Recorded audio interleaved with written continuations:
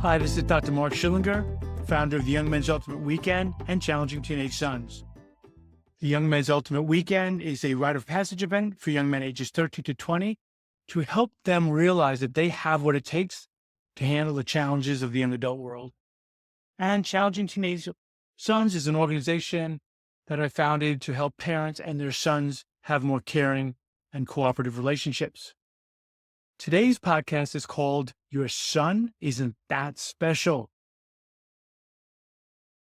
Whenever I introduce parents to the Young Men's Ultimate Weekend rite of passage event for their son, or tell them about the work that I do with young men, I host live Zoom preview calls to meet the parents and their sons, or we have outdoor open houses so that everybody can meet us. There's a common theme that I often hear from parents about how their son is a quote-unquote special case who might not be able to handle the challenges of the Young Men's Ultimate Weekend or my mentoring. So let me just tell you right now, right up front, one of our core philosophies is there are no special cases. Now look, I get it. I'm a parent. I know your son is special. He's your son. He's your baby. And he's not that special. And here's what I mean. We've had young men attend the YMW or mentor with me who have ADD, ADHD, anxiety, depression. They're on the spectrum, or they've had some really intense emotional traumatic experience. I'd say probably 1/3 to 1/2 of the young men I mentor or who come to YMW have had one or more of these conditions. So do I. I have one of these conditions too. In fact, more than one. When I was a teen, I could never use having any of these conditions as an excuse not to focus on my work, like schoolwork or chores or the jobs that I may have had, or any number of things that I didn't want to do. And this was back in the 60s when I was a teenager. People would say about me, oh, that's Mark. He's a good kid, but he fidgets a lot. He will figure it out. That's what they said, which of course eventually I did. But essentially my point is that there was no special cases. So this is how we treat the young men when we mentor them or when I mentor them. Now, I'm not saying that everyone's on their own or doesn't get picked on at the Young Men's Ultimate Weekend. They do. That can happen. Things can happen to them that could be challenging, of course. However, at the weekend, we promote teamwork, collaboration, and we help the young men lean into the group to ask for help when they're challenged, when they're really concerned about what to do next. And we want them to shine when they can lend their strengths to see that they actually have the tools that it takes to maybe overcome some of their stress and trauma. Now, as parents, I want you to hear this, please. The reality is that two things can be true at the same time. I can have a neurodivergent brain that's atypical, or I can have a traumatic emotional experience, and I can adapt to the challenges of life and be successful. When I was younger, I got lots of love from my parents and my neighbors and my siblings for that matter.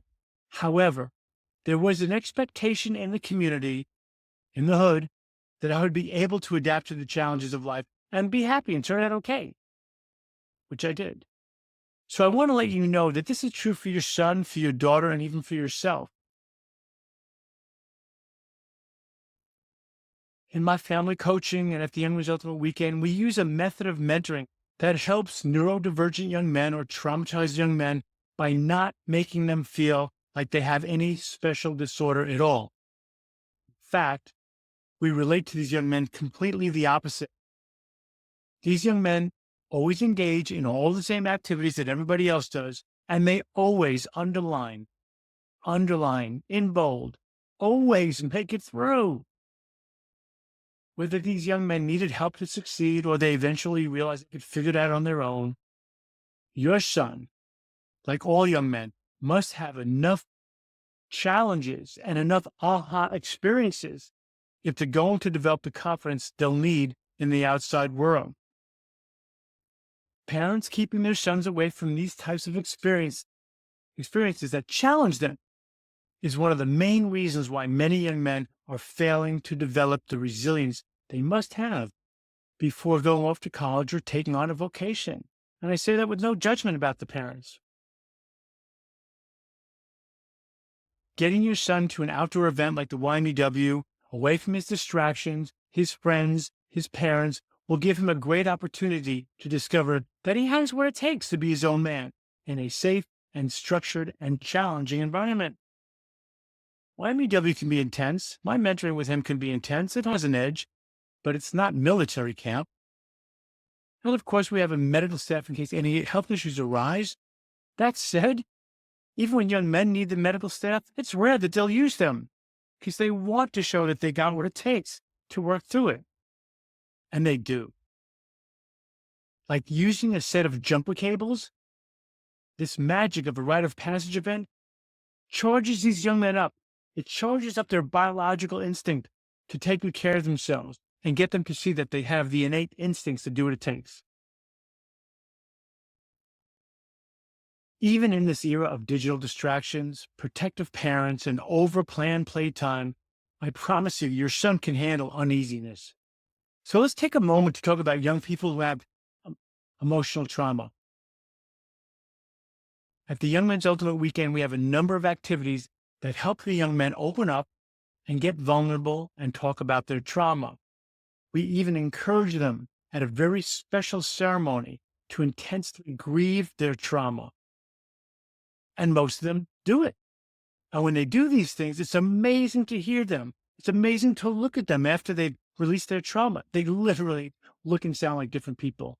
Their faces look so much happier, so much more relaxed. We definitely let them know that this doesn't mean that they're completely healed. They may be, some, but we tell them that some of them may not be, and that we've started the healthy process of letting go of their trauma. And most importantly, we let them know that by grieving, they need to move on from their trauma, that that's the method. We let them know that two things can be true at the same time, like I said to you earlier in this podcast. We tell them that they can have suffered trauma and they need to move on in their life, moving in the right direction. And by doing so, the harmful effects of their trauma will fade away so that when it does come up in their life, they'll recognize that they're reliving some trauma, relax to that feeling, and then recognize that they're not affected by it anymore because they've grieved. We tell them that they can literally move on from their trauma, but that they need to choose that and not use it as a tool to unnecessarily get attention or as a way to not be productive in their life. We tell them the choice is yours.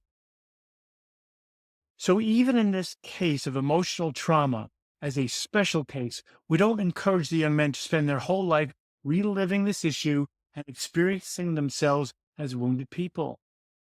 Our encouragement is to let them grieve so that they can make a scar over the wound and move on. We don't feel, it's not our philosophy, that there's any need for any unnecessary opening of the scam to revisit. Like when therapists may do that, or parents may do that, or a well-intended mentor or family member. There's no need to always open up that scab to revisit it. I want to let you know that a new book recently came out called Bad Therapy: Why the Kids Aren't Growing Up. Here's basically what Abigail Schreier was saying, because I really appreciated her perspective, which was that children are encouraged by social media, therapists, school teachers, and even their parents to constantly talk about their feelings and their trauma. She says that the danger is that we're not encourage them to realize that many of the things that happen to them happen to everybody. This is not meant to diminish their traumatic experience. She really emphasizes that it's meant to get them to understand that this is not a special thing that just happened to them. And this perspective is totally in alignment with our approach to guiding young men into more maturity and more resilience. So yes, we tell the young men that traumatic things happen to everybody, and then we give them a way to move through their trauma efficiently so that they continue to move their life in the right direction. And with them, as I said before, we use the concept of both and. meaning they can have suffered trauma, they need to talk about it, grieve about it, and then move on. Simple formula. They all get it. Listen, I've had young men visit me in my office here years after they graduated from that rite of passage event. One of the most common themes I hear is how young men thank me for their experience because they were able to let go of their trauma. Why? Because once they saw that there were so many adult and other young men who had similar special cases, quote unquote, they felt like it was totally safe to reveal what was holding them back in life, that they were not special in that way. And by doing so, when these young men are visiting me, they tell me now that they're married, they have children, they have a good career, and most importantly, they're at peace with themselves. I love when they tell me that. And they will tell me that the grieving ceremony is what allowed them to move on. One more thing about dealing with special cases as ordinary cases is this. The main tool that our method of mentoring young men involves teaching them how to relax whenever their trauma comes up, whenever they're stressed out, or whenever they feel bad about themselves. We tell them that we're not trying to deny their trauma. We're just saying that when their trauma comes up, they need to do a simple mindfulness-based relaxation technique that gets them fully into the present. First, they control their breath using a simple method we teach them. Secondly, they get their thinking mind absolutely present to everything that's going on around them, including whatever they're seeing, hearing, or feeling. That's what they're stating to themselves while they're breathing. Within 20 to 30 seconds, they're able to fold their traumatic recollection into every other experience they're having. The trauma has no more or less value than whatever else is happening in the present moment. It just becomes one more experience that's happening in their lives presently. So I'm repeating what I said earlier. Essentially, we're teaching them how to accept the present moment, including their trauma, and then continue to move on with what's right in front of them. Here's a great story that demonstrates that young people can be resilient after going through a traumatic experience. One year at a Young Men's Ultimate Weekend, a very overweight young man slipped and broke his arm while we were on a really difficult climb up a steep, rocky hill. He was in a lot of pain from the physical trauma. However, his real grief was coming from the fact that he was overweight and completely embarrassed by it. While he was crying, he was letting everybody know how much everybody makes fun of him every day at school for being so large. And he continually repeated while he was crying that he saw himself as a huge failure in life because he couldn't lose the weight, because he was such a loser. Now listen, this dude, his arm was broken. He wasn't even talking about that. Everybody who was around him, the young men and the adult men, listened compassionately and carefully. Our mentors knew how to let him continue in his grieving right there on the spot. Long story short, we let some of the young men and some of the adult men talk about some of their deep personal emotional challenges that they've been through. This young man realized he was not the only one who suffers like this, and he was inspired by how the young men and the adult men were actively moving through their trauma or had already moved past their trauma. Within 10 minutes, he was not crying, and actually, he was looking quite relieved. He thanked everybody for listening to him. Then we got into the business of how are we going to get this dude safely down the hill so we could get him to a hospital. And it was amazing to watch how the young men, mostly really, figured it out. They figured out ways to get him down that hill safely, which they did. When we got to the bottom of the hill and into the medical tent, we were able to call his parents, and the parents met some of our volunteers at the hospital, about a 30-minute drive from where we were. When it was time to leave the hospital, we asked the young man if he wanted to come back and finish his rite of passage. His parents jumped right in, didn't think it was a good idea, and they had no problem telling us that at all.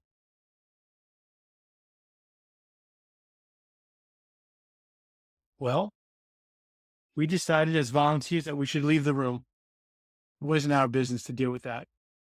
We did say one thing. We asked the parents if they would ask his son what he really wanted to do and just listen with curiosity. Of course, we could hear what they were talking about. We just went outside the room. So without hesitation, this young man said he wanted to go back and graduate. He didn't want to talk about it.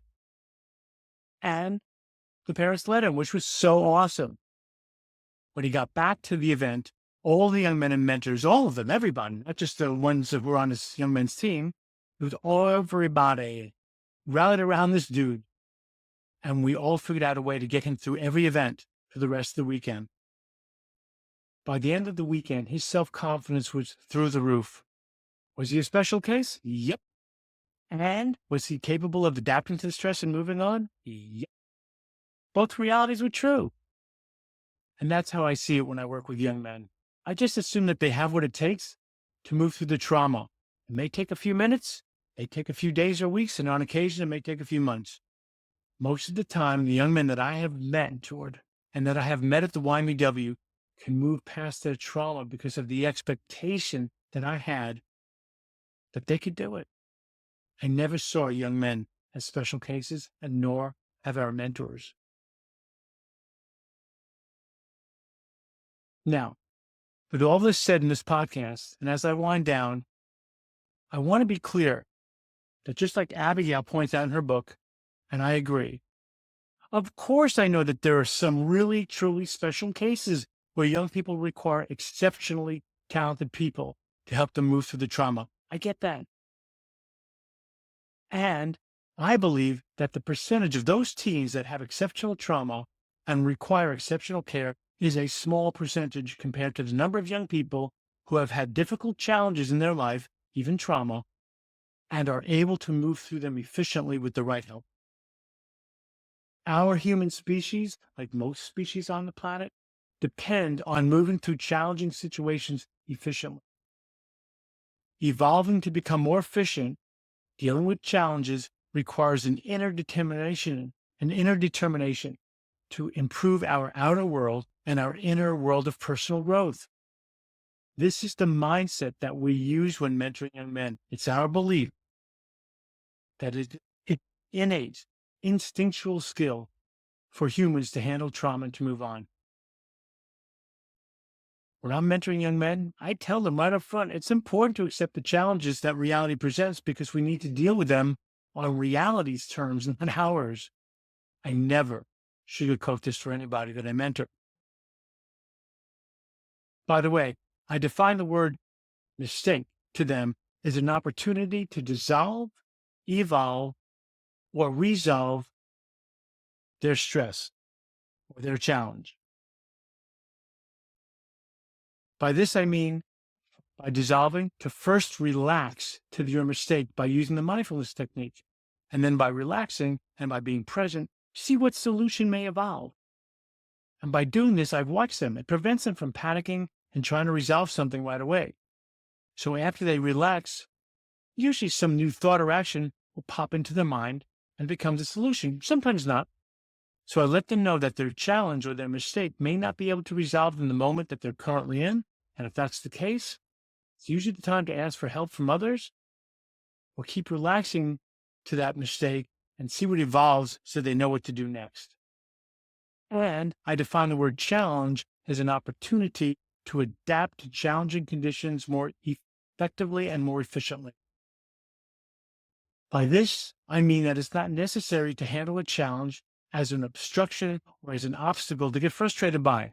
Now, believe me, when I was younger, I used to get so frustrated by any challenge. I just get really anxious and depressed and basically freak out. So I've had to learn this because it's taken me years to overcome my issues as well. So when I'm speaking to young men about obstacles, I let them know that it's a challenge to become more efficient. And I define efficiency as doing the right things in the right order with the right focus. So by getting young men to slow down their minds, and to relax, and to see what evolves, and to see how they can be more efficient, including asking for help, they have a way better chance of adapting to the challenge. And I always remind them that humans know how to do this really well. As a doctor who specializes in stress management, I always let people know that we live in a culture that's so stressed out and is always looking for quick fixes so that we think we're stupid when we can't figure things out quickly. I want to let you know that I'm not an academic scholar who studies child psychology and parenting, although I have definitely read tons of books and been in front of thousands of young men and parents. I've spent 25 years out in the field, meeting so many young men and so many parents, just like your son. And I want to let you know I'm a parent. I mean, years ago, I parented two teenage kids. I know how challenging it can be to coddle your child through a difficult situation, how to want to get them the best care. So, of course, our children need our loving support throughout their whole lives. I'm just asking you to look at how you handle their emotional lives a little bit differently.